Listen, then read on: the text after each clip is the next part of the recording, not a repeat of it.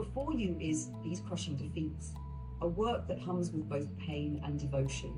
Look closely, this canvas wasn't blank when Margaret Schneider, also known as Scared Cicada, began. It was found already marked with fragments of someone else's story, a breakup collage, discarded and forgotten.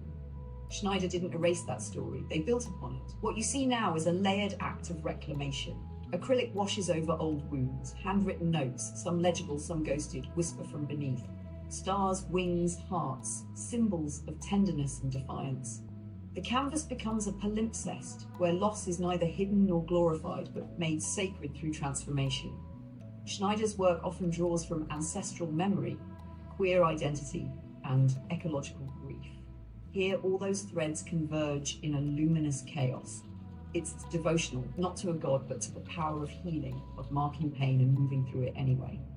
Notice the colours, bright, clashing, tender. There's nothing polite about this piece. And that's the point. It's honest, it's messy. It invites you to bear witness to emotional labour, to private ceremony made public. In these crushing defeats, art becomes both offering and archive. A record of hurt, yes, but also of the courage to layer beauty on top of it, to not start over, but to continue.